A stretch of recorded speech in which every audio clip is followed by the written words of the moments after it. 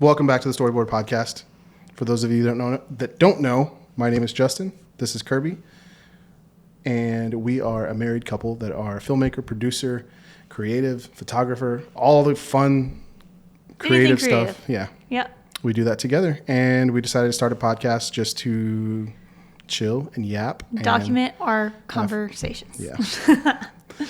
But yeah, it's been fun. We did 4 episodes. So first 3 were kind of like intro episodes, and then we got to have our first guest last week, Nick, and Nikolai Padawan, Nicholas Tanaka. We have like 4 nicknames for him. Nick names. Ha. But this week it's me and Kirby, and next week we're gonna have another special guest, and week after that. But yeah, because why? Because it's film festival season. Film festival season. Our first film festival weekend. Yeah. For Glow. So about when was it? Like August? When we shot? Mm-hmm. I do not remember. I think it was like end of August, beginning of September. We filmed. It was hot. Like we were melting. Yeah, it was really hot. We filmed our last short film called Glow. And it got accepted into the Houston Latino Film Festival. Yeah. Yeah. So we are screening Sunday. Today's Friday. The festival's going on all weekend. We've gone to a couple of events already, but it is like, shout out to the volunteers. And I mean, just everyone that puts it on, because it's incredible. Yeah. We've been to a few film festivals. And this one has just been like, it's such an immersive experience. Like artists from all different types of creativity. There's photographers, writers, obviously filmmakers with their stuff screening. Yeah, it's cool because workshops. I saw that they were, I forgot who it was that posted it, but they were like, we want this to be more than just a film festival. It's literally a cultural experience, and you can really feel that when you go there. Yeah. It's like, you got the art gallery with like a bunch of Latino artists with their painting, photography, musicians. They had a DJ. They had a really cool band when we were there yesterday. And they're doing more art exhibits like throughout the city, which is really cool. You don't see a lot of film festivals doing that. And I think this is their 9th year running. And I think in the next like few years, it's going to really blow up because they have, I mean, everything just looks top notch, super professional. Everyone's super nice. Yeah. And the festival directors are super cool. I feel so bad because I've been blowing them up with because of our filmmaker badge tickets. Well, our time block sold out unexpectedly. Yeah. And we have, I mean, also shout out to Houston. Like Houston is showing up. Yeah, it's cool. So like I think the support is unreal, but the block that our film is screening in, that section sold out of tickets. Yeah. And so, we have even members of our crew, like our main leading actor was like, I can't, like he's flying here from California. Yeah. He's like, I can't not get a ticket. Yeah, Todd's coming from California. Yeah. Ian, our DP, is coming down from Austin. Oz came down from Austin. Yeah. He was our first AC on the film. And then our local crew, Andy and Andrina. Like literally everyone's going to be there. It's I'm so excited because whenever we filmed Glow, it was like we filmed it over, well, what was it, 3 days? It was like 3.5. Because remember we did like 4, like we did an extra. Yeah. Because Ian came in early. We filmed it like 3 days. And the first day, I mean, we all knew each other, but we hadn't spent like that much time together. And then by the end of it was like, I know everyone says this, but it was really like family. Yeah. Like we had the best time. Yeah. And I compared it to like summer camp when you're a kid. Yeah. Like nobody wanted to leave. We're like, can we just keep doing this forever? Can we? And everyone stayed here with us at the house. Like Ariel was here. Yeah. Like it was just really cool because like whenever you're like a kid and you have like your parents, like your rules or whatever, it's like we're the adults. And so we were like, we can stay up all night and like film this movie at 3:00 in the morning and like shine hot pink light in our backyard. Like it just felt like so cool. So like it felt just so fun. Yeah, 2 things. The first one, like the first core memory, and I will cherish this memory forever. We were filming the field scene, and when you watch the movie, you'll see it. It's like one of the first scenes where Todd, our main actor, he's driving a truck, and it was right when the movie Twisters came out, Yeah. and everyone kept telling Todd like how much he looked like Glenn Powell. Yeah. And we were like, he also, he wrote the music. Yeah. And so it was really cool because the score was almost all done before we were even shooting, and so y'all were listening to that portion of the score. He started like sending me stuff before we even like he even showed up, so we had got in the mindset. But out of nowhere, I don't remember. Oh, Andy was playing on the speaker the Twisters soundtrack on his car speakers, blaring the theme song. I'm pretty sure it was like also windy. Yeah. And like, you know, when the wind's really loud and you're outside and you like have to turn the music up loud to hear it, and everyone was just like screaming. And Todd just rolls up and he's like, "If you feel it," and then everyone chase it. It was and then we just kept saying that over and over and over and over, and it was so much fun. Yeah. So that was a core memory, and then at the end, we were filming in our garage. It was like one of the last scenes, and as soon as we yelled cut, we have a pool in our backyard, and everyone just like fully clothed. I think it was like 3 a.m. just went and jumped in our pool and had this huge celebration thing, and it was so But cool. I mean, even that, it's like it was triple digit literal heat and humidity in the garage, and so we were like so like disgusting, like soaked in sweat. But that last scene we had filmed outside, I guess it was like exterior of the back door with the hot pink light. Yeah. And so the pool light was blue and we had like the hot pink light on. And so it like matched, like not even on purpose, but like our jumping in the pool scene like matched the entire color palette of the movie. If you're watching it, I'll insert the photo here. But that was, I mean, it was just such a like, we just felt like kids, like having fun. It literally felt like kids having fun. And like in that moment, I was like, there's been several moments like this almost on every single film that we've done. I have this like moment of like, I want to do this for the rest of my life. Yeah.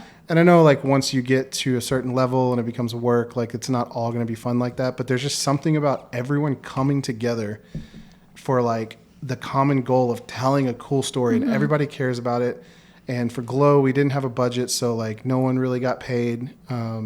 They were just there for the love of it, and it was. And the excitement was just like so contagious. Yeah. Which brings us to our topic for today. Yeah. So I now, don't know if that counts as an intro, but now we just kind of got into the Houston Latino Film Festival. Yeah. And I think I got accepted back in January. It's now March 13th, I think today is. So what is it? The 14th? No, today's the 12th. The film screens Sunday the 16th, so it's the 16th. I have my days all mixed up. 14th. Yeah. Currently. Anyways, it's been a couple months since we've gotten accepted, and it's really cool because now everybody is coming back together, and they're all going to come. We get to watch it on the big screen together, and I don't know. That's just like what it's about. Like you create something cool, and you see it together on the big screen. And yesterday we went to the first, well, it was the second day, but first day for us. And we saw a feature called Bob Trevino Likes It. And holy crap. I was not expecting to get moved like I did in that movie. Yeah. Like a lot of times, like you'll go to film festivals and they're all really good, but every now and then you'll just get this one movie that just like, whoa, like it was so good. And I don't mean to hype it up, like overhype it or, exceed expectations, but Kirby and I were both talking. We tried to not talk about it a whole lot. It's so hard.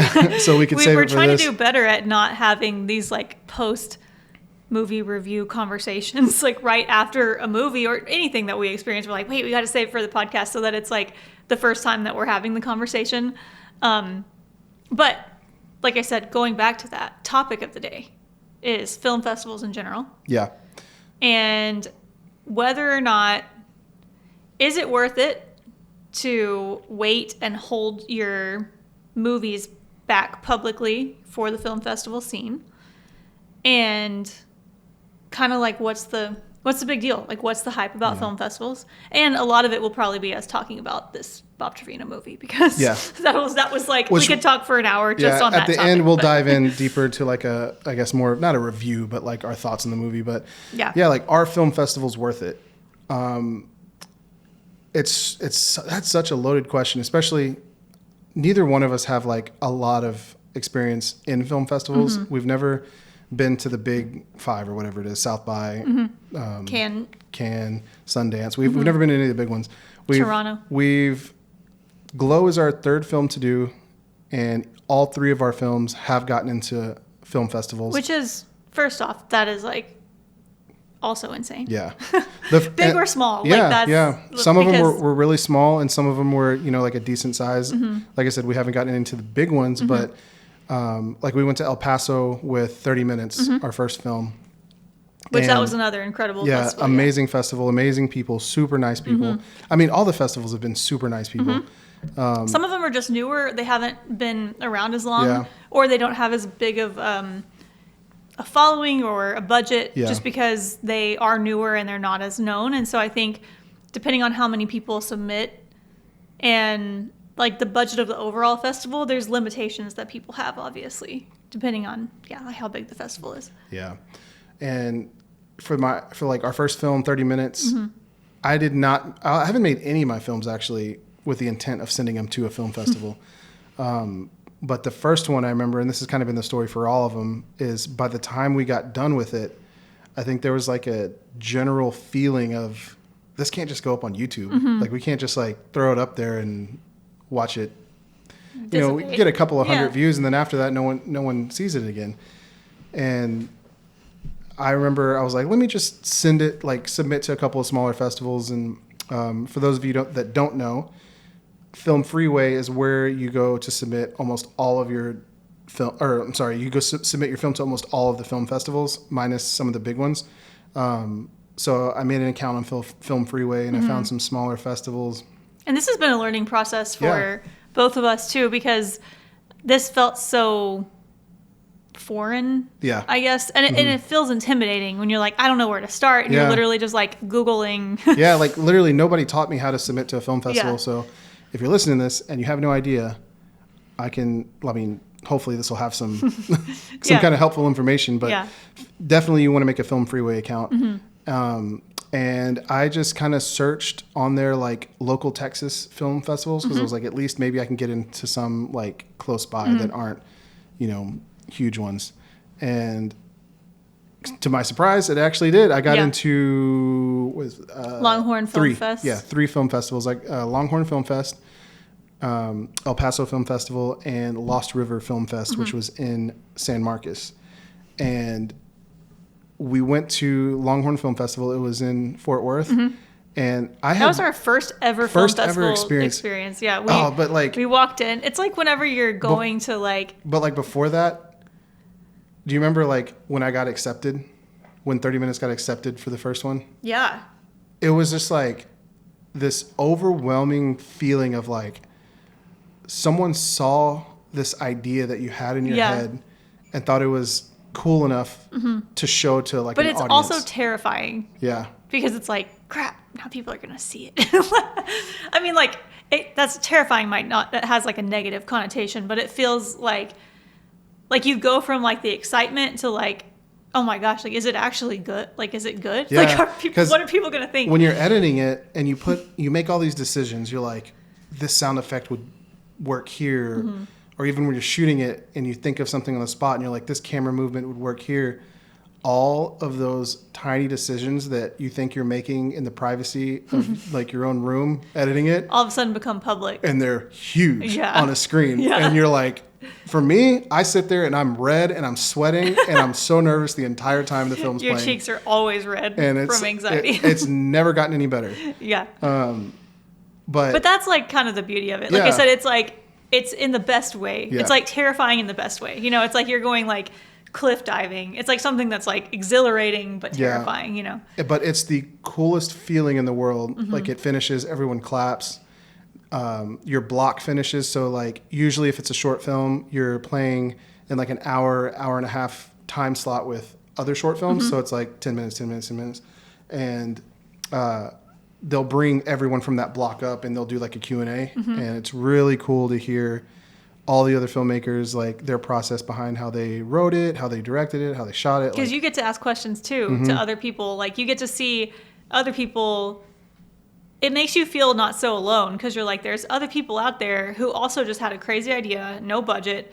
They used whatever they had to make something and somehow ended up here next to me on the stage answering questions about it. Like it just feels like the most, like, it's like something that's fake or like not tangible just becoming like an actual thing. Like it's, I don't know. And then, it makes you feel like maybe I'm not so crazy after all. Like these people are doing this too, you know? It's really, And it's really cool that, I don't know, it's so different from the content or social media world, because this is what a lot of people see as the downside of film festivals. So you have to submit it and then wait forever. Usually it's like at least a 6-month wait time to hear back from them. So to hear back yes or no, and literally 9 times out of 10, it's a no. Well, depending, I mean, I think depending on how many you submit to. So that's far, another thing to talk about. Like a portion, if the goal is to do festivals, a portion of your budget needs to go to the festival fees. Yeah. You know? Each festival can range $15 up to, I think I've paid 50 or 60 for like South by. They get really expensive really quick. Yeah. But the beautiful thing is, like, even if it's a no, you're still, like, if you love movies, you're still supporting. Yeah. Like, even if your movie doesn't get in, it's like, oh, there's other creators that are getting in that your festival fees are supporting, you know? So it doesn't feel like a waste, you know, if you don't get accepted. Yeah. And a lot of people look at that as like, especially in this day and age where it's shoot it and get it out there as fast as you can, as a downside to like having to sit on it for sometimes a year before you release it on YouTube for the world to see. It is hard. It's hard because it's like you get this adrenaline high that's like what you talked about. Like, imagine the moment, like we just jumped in the pool, like that's a wrap. And you're like at the top of the mountain. And then if someone were to be like, okay, like this is it, like it's over until like potentially a year from now or something. And I think that's the part, which I totally understand, that a lot of people are like, no, I don't want this to die. And what's crazy is by the time you go do, you know, sometimes the film you're already making different films. Yeah, you're on your next project. And like right now, you look back at it and you're like, oh, I'm not even proud of that anymore. Literally like today and yesterday, like during the festival, during the one we're screening at now, I'm doing pre-production for my next film. So my brain is fully in the next film. Yeah.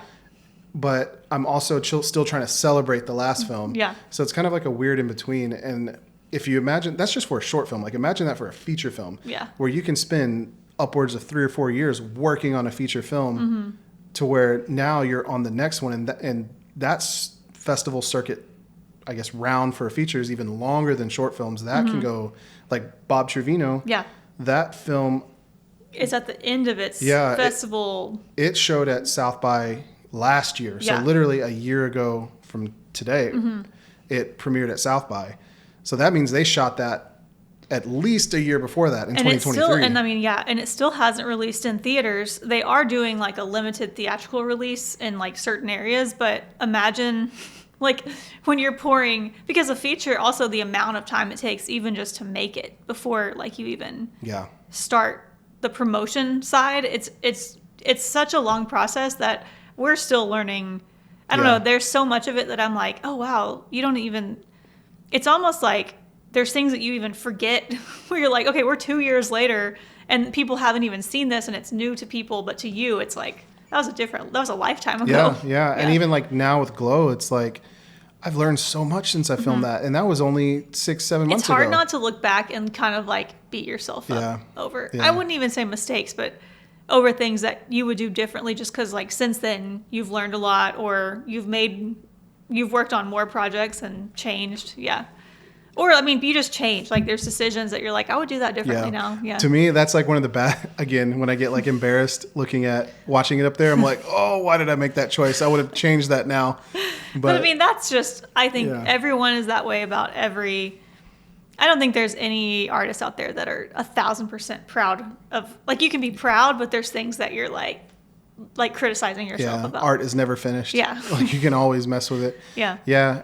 But I'm really excited because this is the first film for us. I know we keep like hopping all around, but it's just like, I get really excited when I talk about film festivals because to me, it's what you work towards is to see your film on a big screen. Yeah.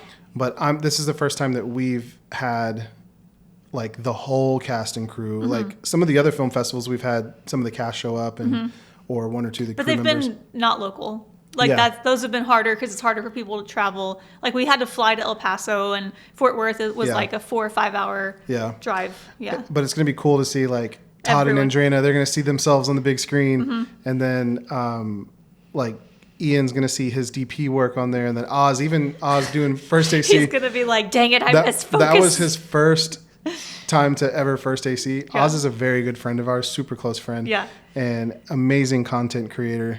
But he's never been a first AC before. Yeah. So we were teaching him how to pull focus, and we would. Well, he's actually really great. He really we is. Also were just dealing with like very challenging lenses. Yeah. But we were also shooting with hardly any light in a very dark environment, and he had a very small like monitor. Everything was like kind of against. Yeah. And so he would miss focus, and then everyone would be like, "Oh." Well, it turned into a joke. Yeah. Like everybody was like, "Well, that would have been perfect if it were in focus." So he gets to see all of his tack sharp images, or images being sharp or soft. But I mean, he killed it. Like, it's just going to be cool to get everybody's like reaction to that. But yeah, that was the first. Or the second was like Andy's like boom pole being in the.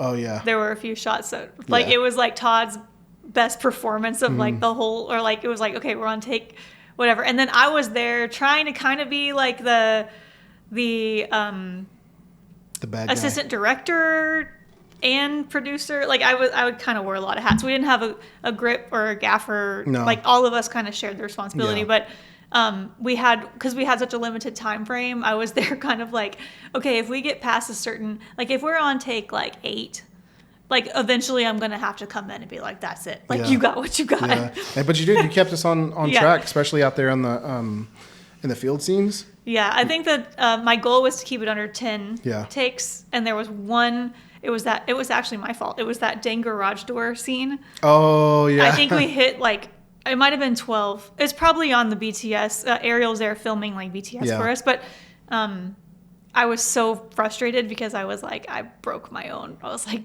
dang it, we got to do it again. Anyways, yeah. Yeah, sorry, we got way off on topic. But that first film festival, I'll never forget when we saw 30 Minutes screen for the first time. And it's like the whole theater's quiet. You could hear a pin drop and your film's just there playing. And it's like, and it was a small festival. And luckily that was like a 4-minute film. Yeah. Yeah. And like it was like, it feels like an eternity when you're in it, but it goes by pretty fast. Yeah, but it's still like so nerve wracking, no matter how big or small it is, to me anyways. And when the other filmmakers' movies play, you obviously aren't nervous, but like they're next to you like freaking out in their chair. Yeah. But you're like just enjoying the movie. I love it. Like I love watching that's my favorite part, is going to these festivals and watching other people's movies. Like, but when yours is up there, I'm like, I don't have to watch this one. I wish I could just like, I want to sit outside during my I don't know why. I don't think they're bad. It's just like you feel it's vulnerable. Yeah. You feel exposed in some sort of way, like because of all. Yeah, it's like you're standing in front of this giant crowd, like, look what I made. Yeah. But that was a great experience. That first one was the Longhorn Film Fest, and it was in Fort Worth in a small like venue theater type place. And Harry came to that, who was the lead actor in that one. He won Best Actor. Yeah, he won Best Actor. First time acting. Never acted before. I didn't even know he showed up to shoot that, and he printed the script out himself, and he was like, "Should I go run my lines?" I'm like, I guess. Like, I don't know. I had no idea what I was doing. Yeah, we were more focused on, because you didn't have a DP. No. Either for I mean, you had we had friends, Sam, Ozzy was there too, Nick, like helping kind of like man the camera a little, but Anderson Kith showed up. It was just like, just to see from that, like all of us just showing up, like Googling like how to make a movie. That's what it felt like. Yeah, literally. To as far as we've like come and grown. Yeah. We still got a long way to go, but to Glow, it was like night and day, you know. And Harry killed it. Like he came in and he had just a few lines, but it was all in the reaction and expression, and he left nothing on the table. Yeah. And he really deserved it. Like he did a great job. So he won Best Actor at that one. And I'll never forget this too. I have so many memories, but at the end of it, he got me flowers and cigars, because it was like my first film festival to ever get into, and it I don't know. I still have the cigars. Like, it really like warmed my heart. Yeah. That was like such a cool thing. So Yeah. Harry, if you hear this, thank you so much. Yeah. The support from our like family and friends and our circle is like, it's unreal. It makes us emotional just because, I mean, we've had support throughout our whole lives in different, aspects or whatever. But when it comes to filmmaking specifically, it's like one of those things where there's nothing in it for anyone else to like show up. Yeah. But when they do, it just means so much, especially people who like, they could care less about movies. They're not even like movie buffs, you know? And I think that it makes it even more impactful that it's just like, the contagious energy of like how passionate we are about it. They just like recognize that passion and they're like, how can I show up for you? And I think that's like, we have friends that we went to high school with or that like were friends with us before. I call it this life. Yeah. And like you said, they have no reason to be into it. And they come to the film festivals and they support. And oh man, I always tell Kirby this, but I always hear people talking about, I'm gonna do this for my haters. I'm gonna prove my haters wrong. And I am 100% the other way. If I have haters, which I'm sure everyone does, I don't even think about it. Like, it literally doesn't come in my head. What motivates me are all of our family and friends that like, it's the inverse. They just have so much, like they show so much support. And I'm like, I have to do this for them. Yeah. I can't let them down, you know? They see something in me that I don't even see in myself.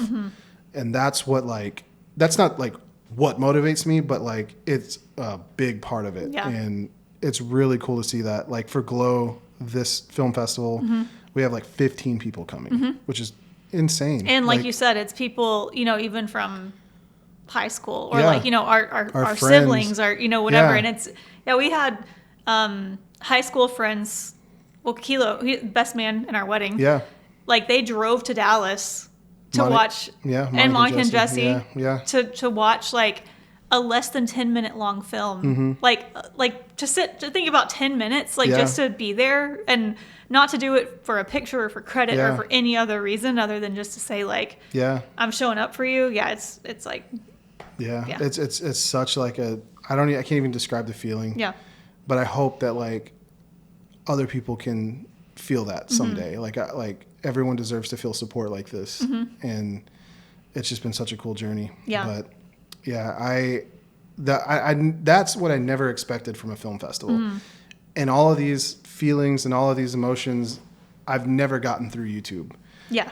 We have a video on our YouTube that hit right now. It's like over 2 million views. And this was a photography posing tutorial. Yeah. Like way back in 2017, it's an old video. But like even that, like going viral or whatever, like doesn't touch. Nothing to me touches that feeling of going in to a dark theater, your images being displayed, huge, everyone's quiet. Then at the end, everyone claps and you get to meet everyone else in that situation. And you're just like, oh, I loved your film. It was so cool. How'd you do this? That, I guess it's community. Like it's a physical community that you can actually be a part of. Yeah. And like, I mean, there's even, it wasn't a festival, but even the documentary, which is coming out. Yeah. I don't know, soon. Yeah. Like publicly coming out. But we planned an entire like screening premiere for that, like a whole event. And that was such a very similar experience to like a film festival because everyone who came was like showing up. It's like, imagine like, I've heard people say, if you get 10 likes on an Instagram post, it's like, oh, trash engagement, whatever, talking about whatever. But if you imagine like 10 people in a day telling you that they like your outfit, you'd be like, what is going on? This is the best day of my life. Like, it's just so different when it's a real face-to-face interaction or connection. And I think that's such a good analogy for how it feels to be in that type of environment. Because with I'm Just a YouTuber, the feature-length documentary, we had over 300 tickets or RSVPs that came to a real-life theater in person, and they were able to hear us at the end, talk about, like, to give our thank yous and to talk about the collaborative effort with Oz and Nabil. And it was just like, it just feels like okay, maybe 300 likes on Instagram or 300 views on YouTube is nothing, but 300 people in a theater, like sitting in front of you, clapping or saying that something that you made them feel inspired or made them feel motivated in some way, or even like just made them feel something. Something. Yeah. Like that's, yeah, you can't touch that. Like it's very hard to explain, but it just makes it feel like it's not so much of a numbers game. And I'm not trying to dog on like social media. There's definitely a time and a place. Like it's just different. Yeah, it's just a completely different experience. Yeah, and it's not that there's one better than the other, but it's just like anything else in life. For a specific project, there may be one better than the other. Which kind of goes to what I was going to say earlier whenever we were like, are film festivals worth it? Like, I think it's so important to, before you ever make a movie, honestly, before you ever make anything, a painting, write a book, play a song. I do the worst air guitar because I don't actually play. I like act like I'm plucking with my... You go like this. Yeah. You trade hands. Before you ever make any piece of art, I feel like you should ask yourself, and no one else can answer this but yourself, like, what is your goal for what you're making? Yeah. Are you creating just to create? Sometimes that can be a goal in itself, but if you don't have a goal up front, you're always going to be disappointed because, like, whatever the end product is, you won't know if you are successful or not if you don't have a goal to reach from the beginning. And I think that's like the question on what are you making your film for? Yeah. Like, because sometimes you're making your film for YouTube. And that's very true because for 30 minutes, I made that with no goal in mind. My goal, no, take that back. My goal was to make that. Yeah. And that's it. And the film festivals were a afterthought.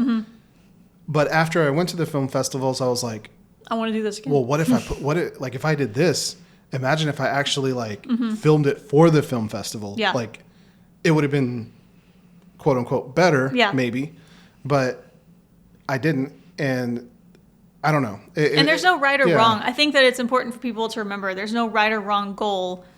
Like, whatever your answer is right because it's your goal. Yeah. You know, it's like, is your goal to get as many eyes on it as possible? Okay, maybe you go a different route. Is your goal to learn something throughout the process, which for Glow, that was your goal? Is your goal to make one person feel inspired to change their life? Yeah. You know, because like whatever that outcome you want to come out of it, like I said, it doesn't have to only be a movie, but that it's like you keep that at the forefront. Like that's like your North Star. Yeah. You know, because then and it really does change the outcome. Your perspective too, as you're creating. Because if I were to have gone into Glow thinking I'm making this for the festivals, I would have done things a lot different. Right. My original plan for Glow was to practice a very specific thing in directing. And I had even talked to Ian, our DP, about it. I was like, I don't want to put it in festivals. I want to get together and make something cool. I want to practice this one thing. You can use it as reel. But then we had the best time of our lives.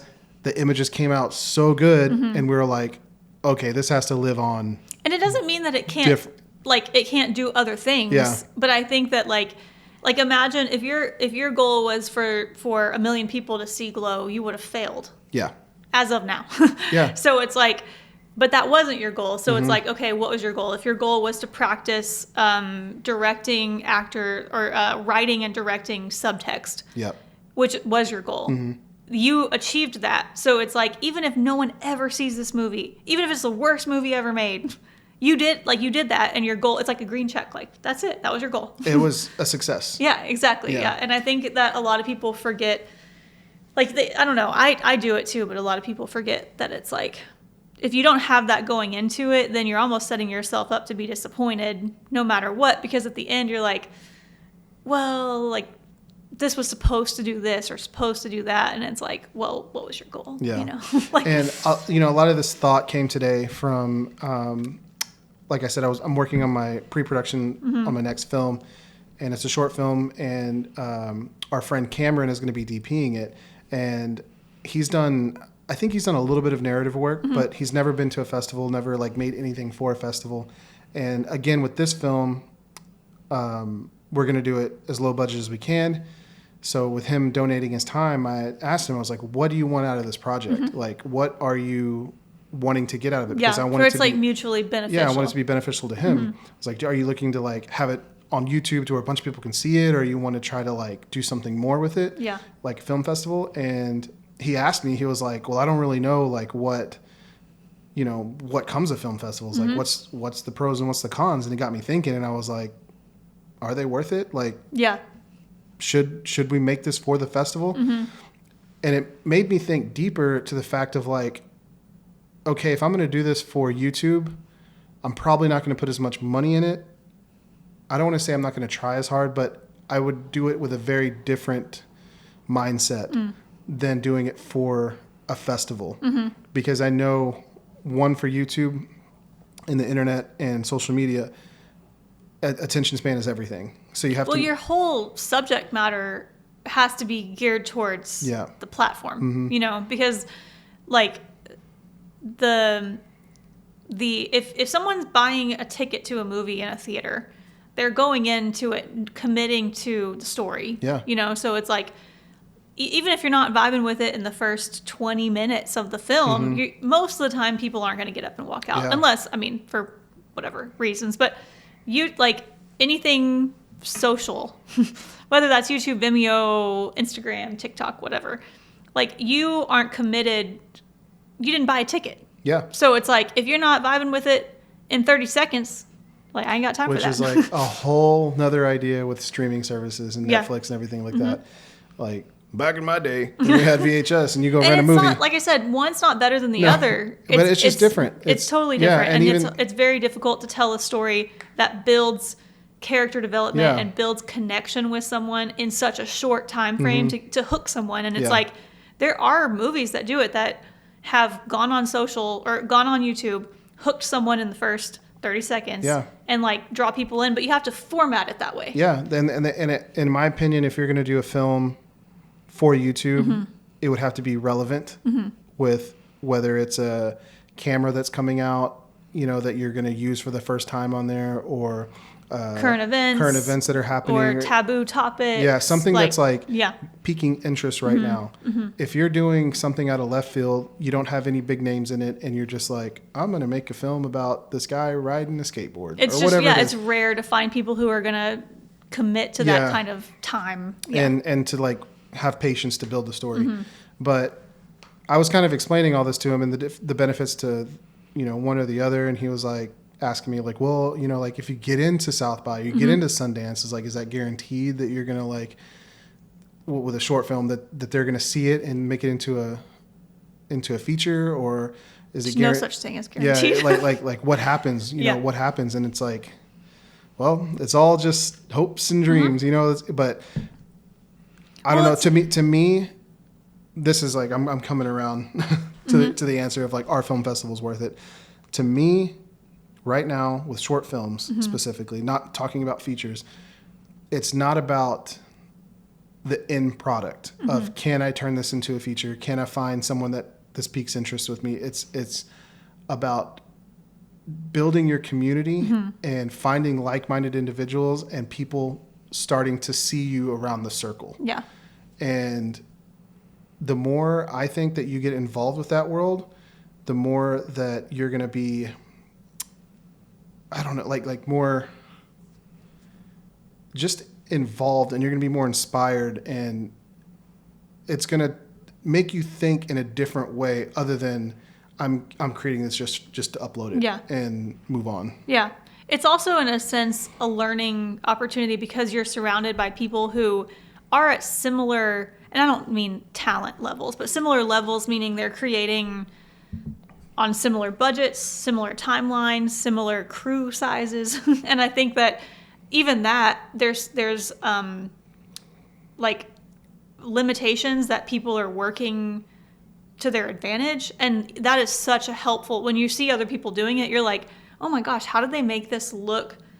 How did they light this on this budget? How did they, or like if the writing's incredible, it's like, oh my gosh, like how did they learn how to keep me captivated? And the whole story is taking place in one room. And I think that that's part of the learning process, to be surrounded by that and to talk to other filmmakers, like you said, the community. And you never know, like, I don't know, like the theater could only have 10 people in it, but one of those people might be somebody. Yeah, I'll never, like... You know, like... I mean, as of now, nothing came from it, but when we were in El Paso for 30 minutes, a producer that has done really big movies... was there watching my film. Yeah. And... You never know. You never know who's in the room. Even at a... And that wasn't like a South by Film Festival. Yeah. That wasn't, a huge one. Mm-hmm. It was, I would consider maybe a mid-tier one, but like, you never know who's watching your movies at these things. Agents, there's people that are just fans. Even of if film. It's just a conversation, like even if it's not like, what you hear, like someone's coming up to you, like, I want to buy your script and turn it into a feature, whatever. It doesn't even have to be that. It could just be someone that's like, hey, loved your movie. You want to grab coffee? Yeah. Like I met a guy in El Paso again who he was in my same film block and did an amazing film. Like I think he did a feature, but then also had one in this block, and they were both so good. And he actually came up to me. I'm an introvert. Surprise, we have a podcast and I'm an introvert. But you're just talking to me. But he came up to me afterwards and he's like, dude, I loved your film. Like, where did you film it? And he was just asking me all these questions, and we ended up becoming friends and followed each other on social media. And we're always bouncing ideas off each other. He lives in El Paso, and I mean, I haven't seen him since because he lives in El Paso. But we like always like sending each other stuff and keeping in touch. And it's really, really cool to like meet these people because you're expanding your network.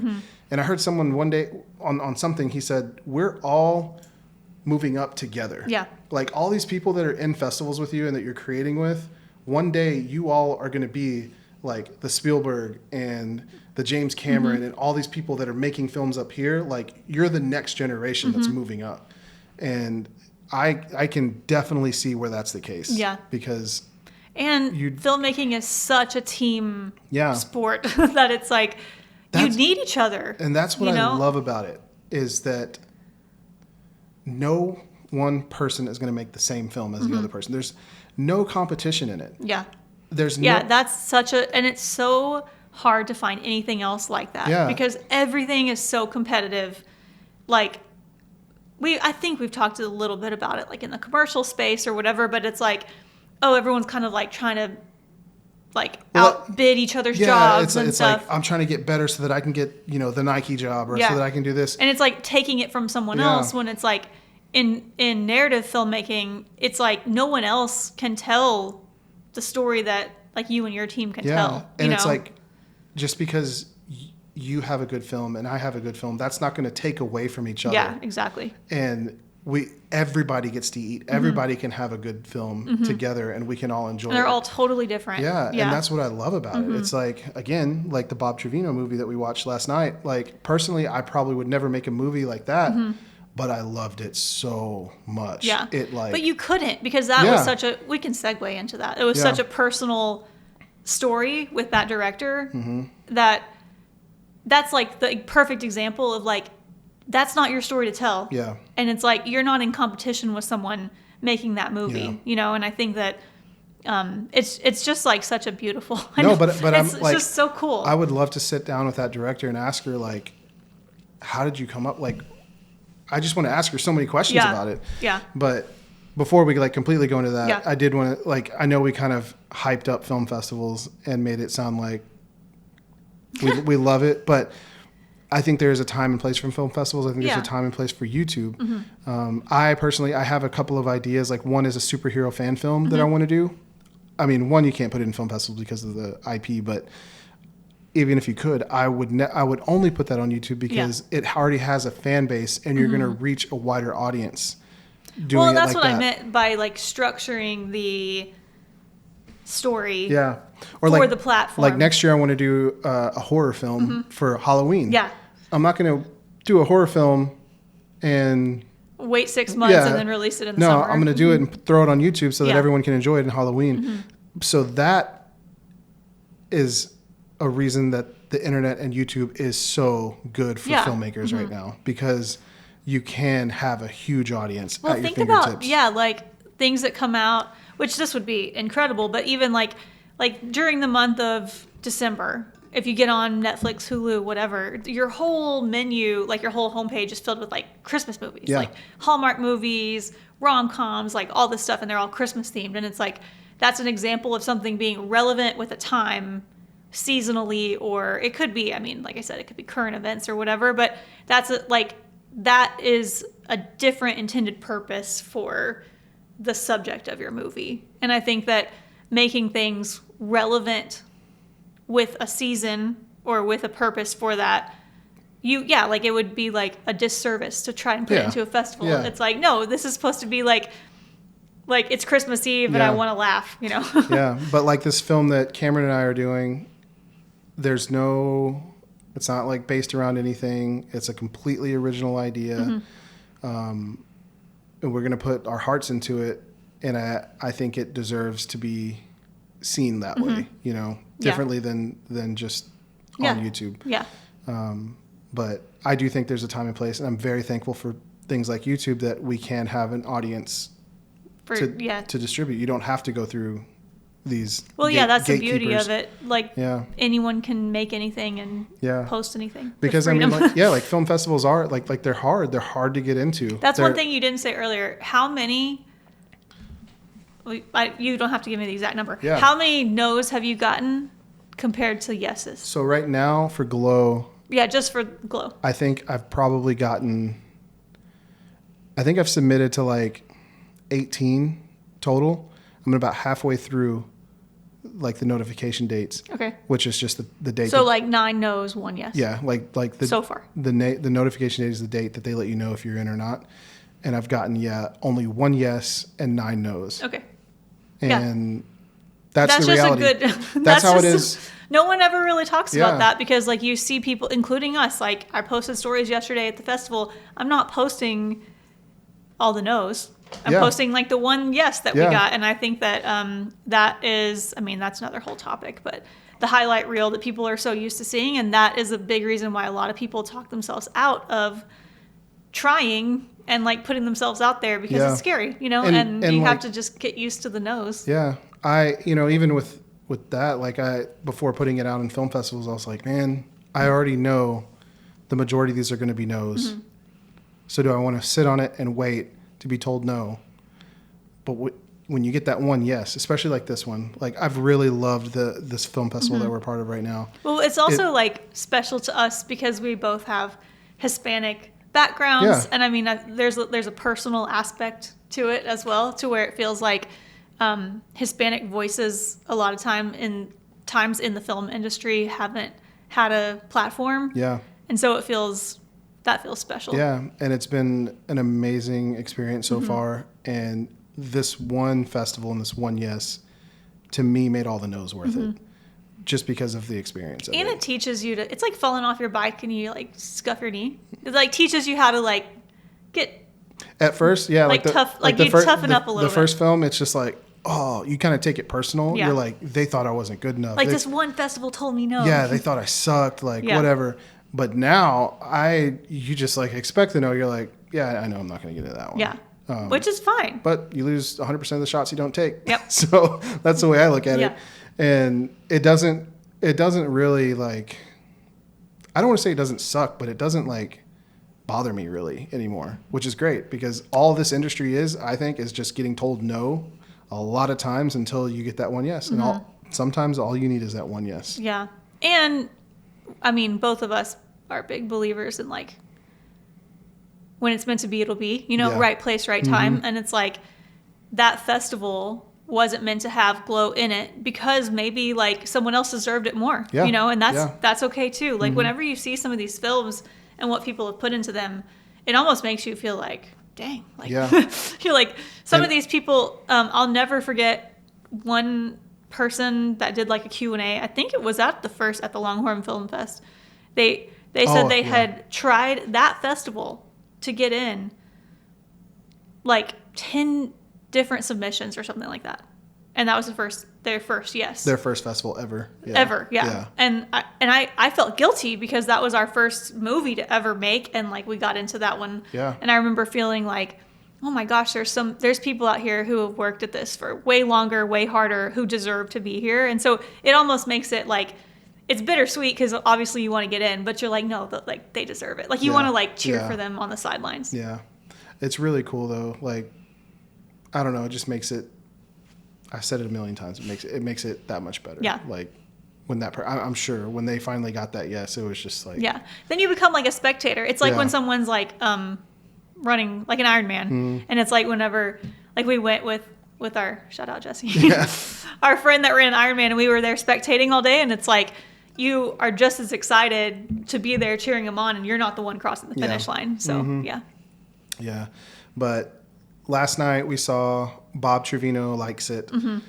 Like I said, it was in South by Southwest. I think it won the audience award in South by Southwest. I could be wrong on that. A lot of awards. But in 2024, so last year. And I'm guessing maybe it's on its tail end of the festival circuit now, but it screened last night. And I registered to go see it because John Leguizamo was in it, and he was one of my favorite actors. I was like, oh, that's cool. He's in this film that's going to play at our festival. Yeah. And I went into it completely blind. I didn't know the title. I didn't know anything. I literally just like walked in the doors, which is fun. It's fun to go into a movie like that where you don't know anything. And I want to keep it like spoiler free. Because nobody's going to have seen like if it's not been released. That's hard. Okay. Yeah, but I want people to go see this. Yeah. I don't want to ruin it for them. Yeah. No, you're right. But wow. I did not expect to get moved. Yeah, preface. Neither of us are criers. No. At all. Not at all. Like rare. Like we don't even hardly ever get teary-eyed. Like not to say that we don't ever feel emotion, but I think both of us hold it in.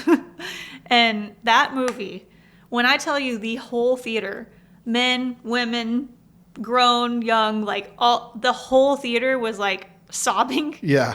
Like I didn't have tissues or anything on me, and I tried so hard not to cry that I told him, I was like, I got a headache from not crying. She just got backed up in her face. I was like, there was this one scene, and yeah, how do we talk about it without spoilers? Oh man, we can just keep it. Yeah, it was just this one scene in the middle of the movie, and I'm sitting there and I'm like, like, okay, and I'm looking over at Kirby. I'm like, are you feeling this too? And I was we just didn't like say anything though. Like we didn't talk to film festivals are like one thing I love. Nobody has their phones out. Yeah. Nobody's talking. It's quiet, and I love it. And usually there's no snacks either, so people are just like zoned in. But I looked over at Kirby and I was like, oh man, she's not crying. I can't cry. Like she's got it together. I would just kind of like did not have it together. Like look away a little bit, kind of try to think about something else. But it was just sucking me in so much, and I couldn't help it. And I had like a frog in my throat like the whole time. Like, whenever you're just like, if I cross that line, there's no going back. Yeah. But yeah, anyways. To say with like how it, neither of us are like emotional film watchers. Like we don't usually watch movies and it makes us, even the sad ones, like up, Yeah. Like we don't like watch these and ever come to the point of like feeling so deeply. But the way these characters were written, it was so relatable, and the problems that they go through, and even the joys that they go through, for me were so relatable. I wasn't like, oh man, this is hard to do without giving away. Let me give just like the plot, like in general. So the story is about a young woman who has like a strained relationship with her father. And it's kind of like the story of their relationship developing, her learning about herself, learning how to like stand up for herself. But she has really unique friendships throughout the whole process. I'm trying to say it as generic as possible. Yeah, so she basically befriends someone that kind of takes that father figure role that she never had. And starts learning like this is what it looks like to be treated with respect. From a father. And with me being so close to my dad, and my dad's passed away over 10 years ago now, but me and him were extremely close.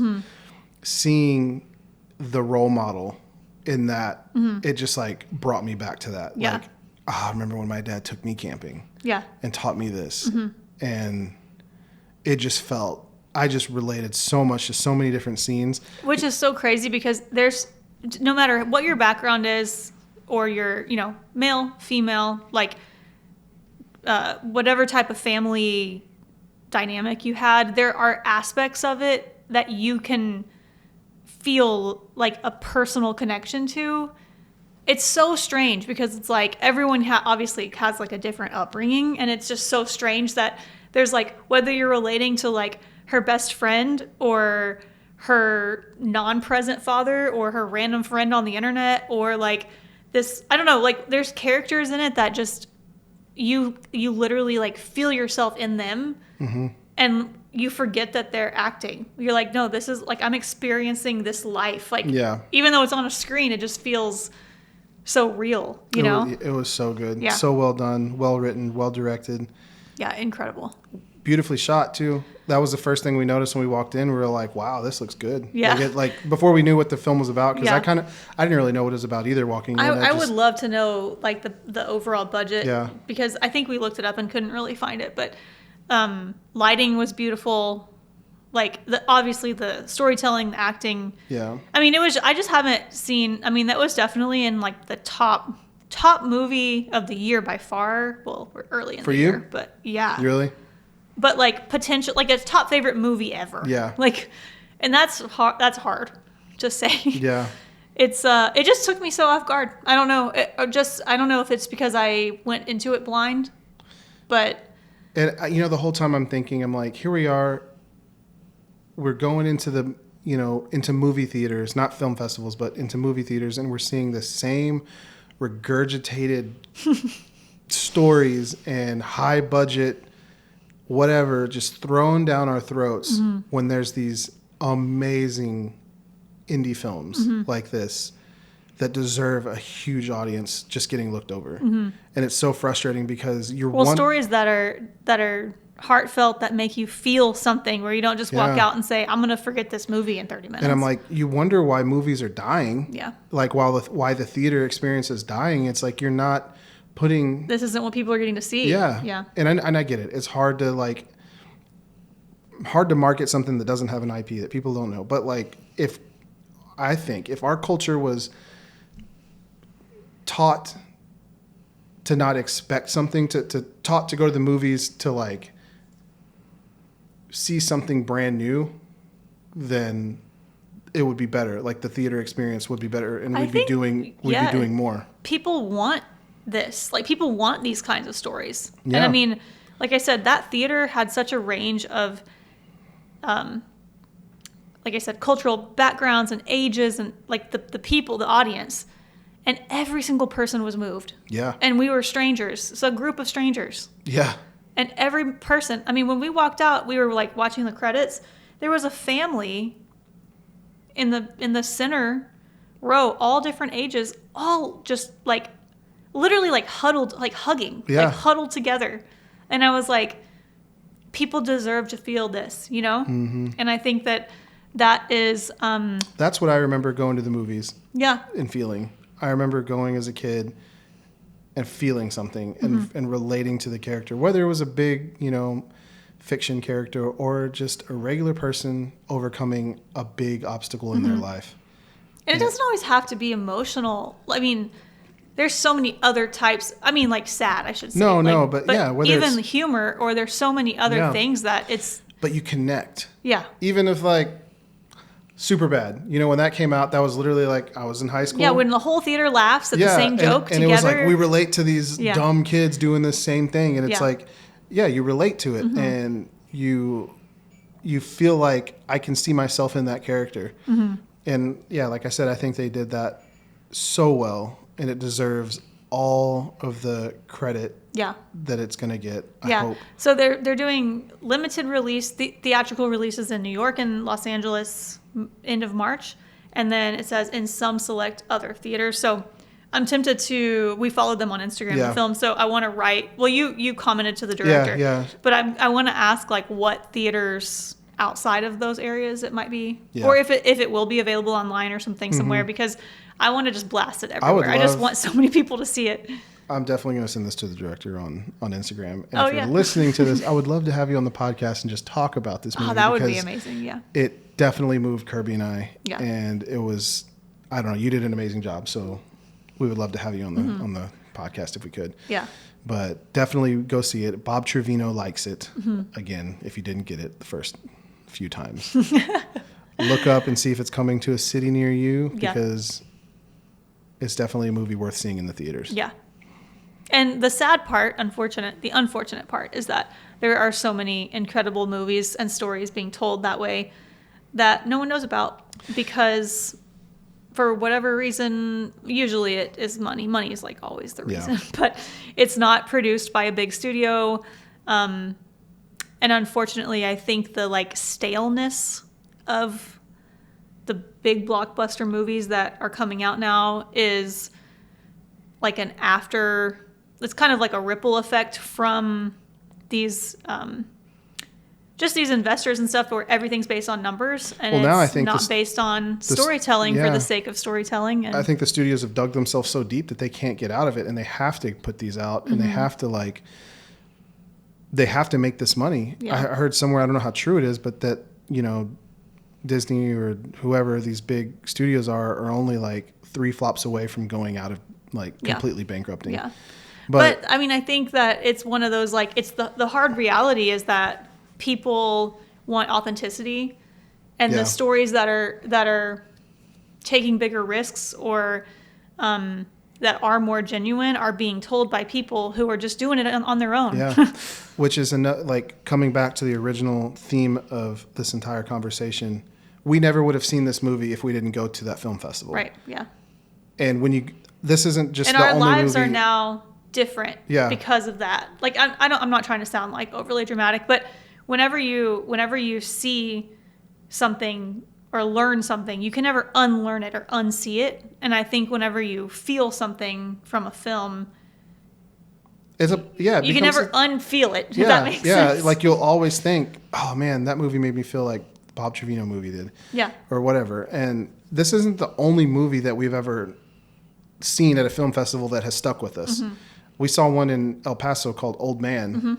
And we still reference it all the time. Yeah, we reference it all the time because the entire film was shot in one location, inside of one cabin, and it was really well done also. And again, we never would have heard of that movie if we never would have went to that film festival. Yeah. So I always tell people this, even if you don't have a film in a festival, at least go. Yeah. I guarantee you there's a festival in your city. There's festivals in every city, even big or small. If you can, go do it, watch all the films, and you can meet some of the people who made it. Yeah. Like, just hear their experience. If you're truly a fan of movies, you'll love it and you'll have the best time of your life. Yeah. Yeah. I definitely want to, well, I don't know that we ever can. I want to talk about the movie with spoilers.